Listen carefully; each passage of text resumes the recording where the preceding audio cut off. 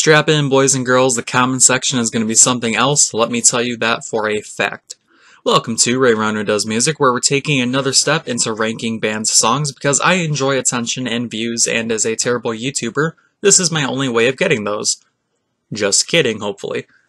Today's subject is a band I've been a fan of for almost 6 or 7 years now, ever since my ex-girlfriend Elena introduced me to them. Initially, I was turned off by the gimmicks and attire commonly used in their first 2 albums, but I grew to love the music as almost a separate entity. That's right, we're talking about Black Veil Brides today. Yeah, they can be kind of cringy sometimes, but there is undeniable talent stemming from their debut album, We Stitch These Wounds, extending all the way to their newest studio album, Veil. Andy's voice is undeniably a high point for the band since its inception. Jake Pitts and Christian Combe are powerhouses in the studio and on stage. Jinx is a master of innovation when it comes to additional sound within the catalog, and Ashley Purdy is support both bona fide and definite. Not to mention the always dedicated, sometimes ravenous fan base that is as core as it gets. I'm going to tell you my list of what I consider to be an order of worst to best songs for this band. But please do remember, I'm not exactly saying any of these songs are inherently bad, just not as good as others, you know? Not everything can be in the end. With that said, the criteria for songs involved are that they have to be single form. That means no double ups like the Knives and Pens 2 different versions. I'm using azlyrics.com as a general guide for what songs are being accounted for, but keep in mind that it's all the studio albums, including singles such as Unbroken or The Gunsling, their Rebels EP, and yes, this means the Fear transmissions as well.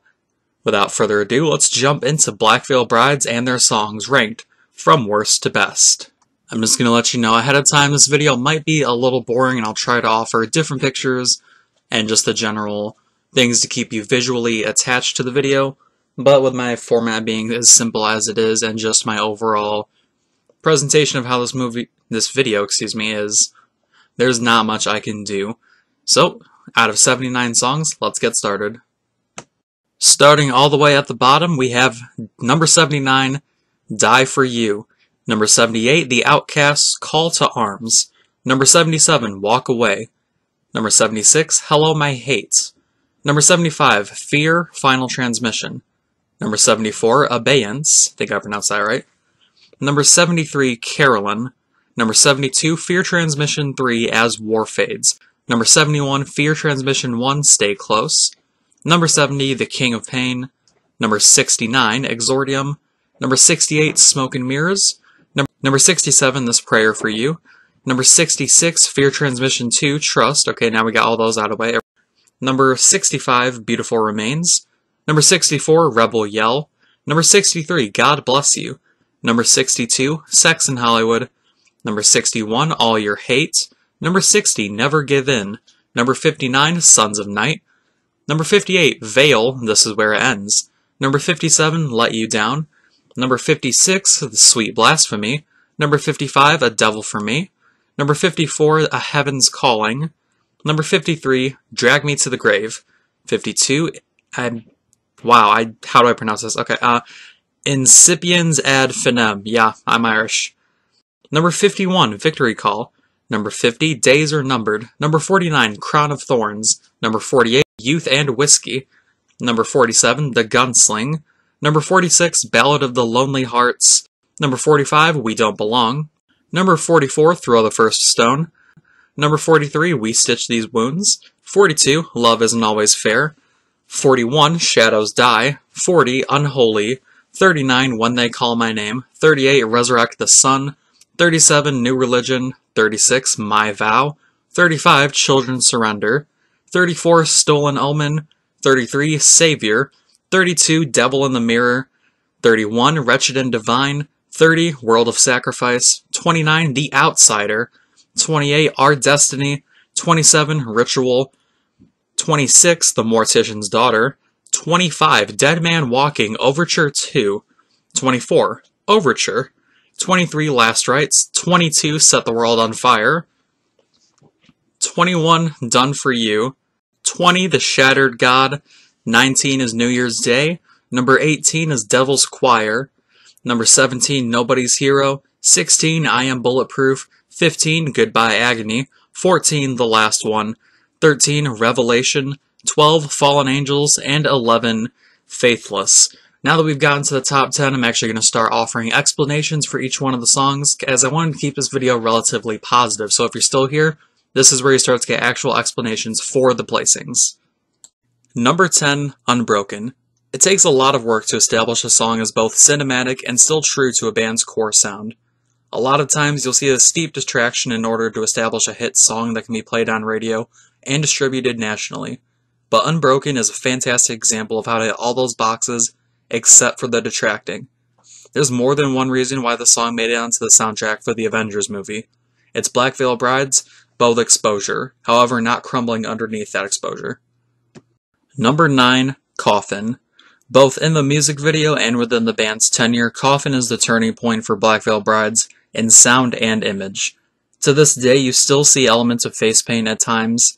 The leather attire is always there to an extent, but coming from the Rebels EP, this song was the bridge between the heavily gimmicked Set the World on Fire and the now much more mature sound found on Wretched and Divine and other albums. This led to so many great things, including more radio play on stations such as WGRD, more placements in the live wire cage matches came after this, and just in general, Coffin truly was a stepping stone to even further greatness for the band. Number 8, Lost It All. Andy Biersack and the crew get a lot of flack and just dismissal for being a band that panders to an audience and plays on emotions for streams and album sales. And sometimes it feels like that, yeah. Lost It All is the truest example of a song that does play with your emotions, though. It makes you stop and breathe and take it all in, from an introduction piano to the sudden burst of pure angst, energy, and effortless feeling towards the end. Serving its role as a sort of break within the very cinematic and wide-breaching Wretched and Divine concept album, it's a breath of fresh air that manages to balance honesty and Andy's expansive voice as great as it was shown off in the record, not to mention the neat little guest feature towards the end from the female artist, whose name currently eludes me. Number 7, Wake Up. A newer example of a hit Black Veil Brides song, Wake Up feels like a return to form in what's almost a cluster of different ideas clashing within the newest album, Veil. It felt to me like the album overall was trying to once again be a step in a new direction, perhaps influenced by modern rock tendencies, and partially by the moderate success that Andy's solo album Under Andy Black had. It was all very confusing to me going through that album, but Wake Up stuck out to me as one of the more precise and focused moments by far. You could make a point for it being the in the end of the album or the heart of fire, but that is in no way an insult. Those two songs and this one are the heavy hitters on these albums for a reason. They're the essence of what the band is musically. Number 6, The Legacy. Admittedly, comparing Black Veil Brides to other bands in their area of music, such as Avenged Sevenfold or other names, the list could go on and on. It's very easy to make those comparisons. There are rare examples, however, of pure blasters of songs in their discography that don't let up. In our raucous from start to finish, Christian Kilma aimed to change that whole comparison shtick right from the opening second of the song with almost blistering drum work, which is only brought out further by the subtle implication of Jake and Ashley on their respective instruments. Unfortunately, Jinx does take a bit of a backseat on this track, but that's completely alright, as the other members more than make up for things. Number 5, Perfect Weapon. Picture this, you pick up the We Stitch These Wounds albums after seeing it on the shelf, and your first hit with the introduction. Not too impressive, I mean it is an intro after all, that's what it is, but it gets your attention, and then the first actual song hits, and it's Andy Biersack immediately hammering you with a scream that he would never again quite replicate, except for fleeting moments like in Heart of Fire and select tracks scattered about. This song is the epitome of early BVB work, for its intensity and staying power to this day. I've been in 3 mosh pits in my life. One with Attila at Warped Tour, one at a local show in a VFW where I was drunk off my ass, and one to this exact song at a Black Veil Brides concert, if that tells you anything. It's no Cannibal Corpse single, but it hits hard. Nah, it doesn't hit hard, it fucking slaps. Number 4, Rebel Love Song. I'm going to be a little funny with this entry, but does any other song from BVB's discography or any other bands spell out emo love song that you can download to an iPod Shuffle for easy listening better than this? This really is an iconic song from the band, if you want to go that far, with infectious lyrics and a tone that may seem overzealous at times, but sells the teen love angst story perfectly. Number 3, Heart of Fire.